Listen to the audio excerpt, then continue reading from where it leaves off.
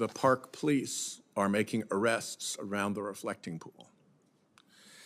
The president has claimed that vandals, quoting him here, took some form of knife or blade and put a 250-foot-long gash into the beautiful facade of what took so much work, competence, and money to build and complete.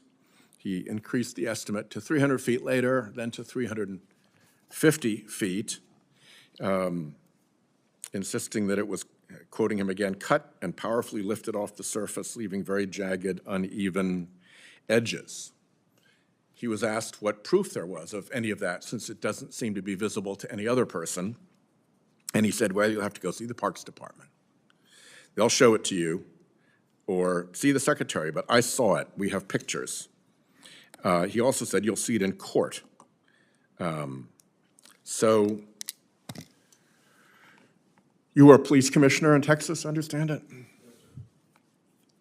People visiting the reflecting pool are being arrested, handcuffed, and dragged away by your police officers. You'd like to think that they have proper probable cause to arrest someone. I grew up in the Foreign Service, and there were plenty of countries in which arrests made to satisfy a political leader's narrative that had no basis in fact was something that they did. The American system of justice has not operated that way.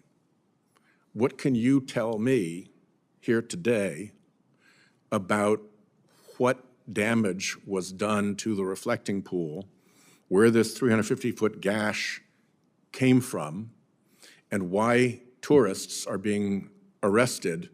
What is the factual predicate for these arrests? Yes, sir, thank you. And indeed, I have spent, as a son of a police officer, as well as a police commissioner, I've spent virtually my entire life in and around the law enforcement industry, or business community, rather. So you'd agree with me that arresting tourists to vindicate a political narrative, not because of any evidence of a crime, would be a wrong thing to do if that were what happened, correct? Senator, the U.S. Park Police is one of the most extraordinary and historic police departments in the United States, founded in 1789.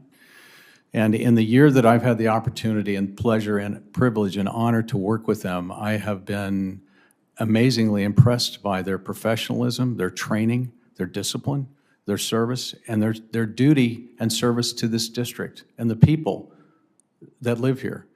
Yeah, which is why these incidents seem so aggravating, and I'd like to ask you to respond to And that. consequently, sir, I would say that, and I think that all people would agree, that ensuring that law and order is maintained for anyone to apply, and I'm not saying that you are, that the U.S. Park Police in any way use political motivation to carry out their duties, I think would be unjust, and in some ways an egregious accusation. So what's the predicate then? Was there in fact a 350-foot gash done by a vandal to the reflecting pool? The predicate, sir, is that I have no doubt that the police officers involved in the apprehensions of these individuals, of which I believe there were 5, were doing their duty, were enforcing the law appropriately. And I think that all of us should recognize and believe that vandalism of any kind is an affront to civilized society. Yeah, it hurts everyone. But Mr. Lilly, the question is, was there vandalism? Did someone cut a 350-foot gash in the reflecting pool? And what vandalism did these individuals do? Is it really vandalism to pick a piece of floating peeled paint out of the reflection pool? People have run through the reflecting pool in the past.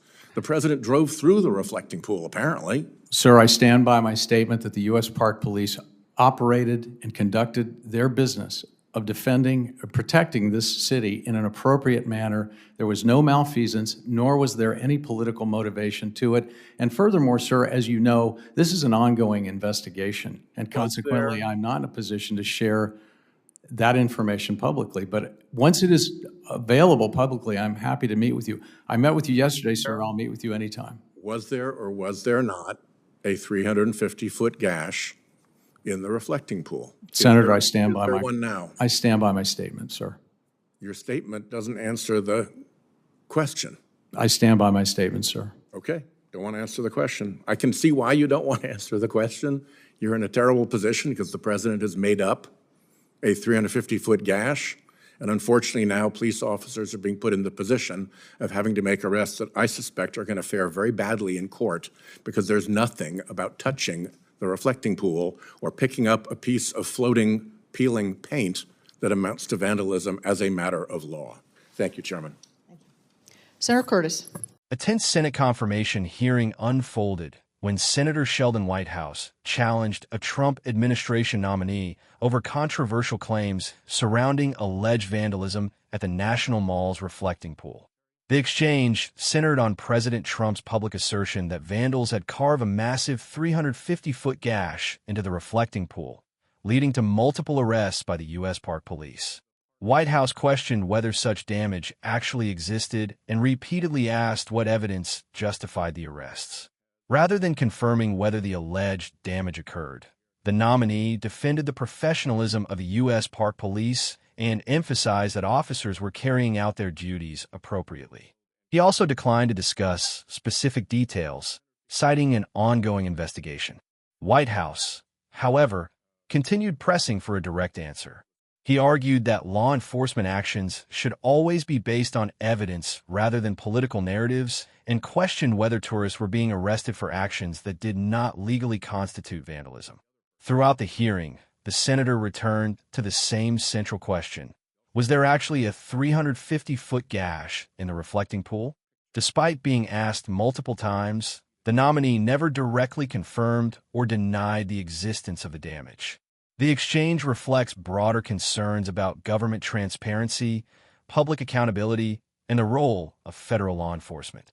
Supporters of the administration argue that officials should avoid discussing active investigations, while critics contend that Congress deserves clear answers when arrests are made in highly publicized incidents. Whether viewers agree with Senator Whitehouse's questioning or the nominee's decision to avoid commenting on an ongoing investigation, the hearing highlighted the tension that can arise when lawmakers seek immediate answers while executive officials cite legal constraints. As investigations continue, the questions raised during this hearing are likely to remain part of the broader conversation surrounding oversight, public trust, and accountability. What do you think? Should government officials answer Congress's questions more directly during oversight hearings, or is it appropriate to withhold details while investigations are ongoing? Share your thoughts in the comments below. And for more congressional hearings, political debates, and breaking news from Capitol Hill, subscribe to Capitol and Country News and turn on notifications so you never miss an update.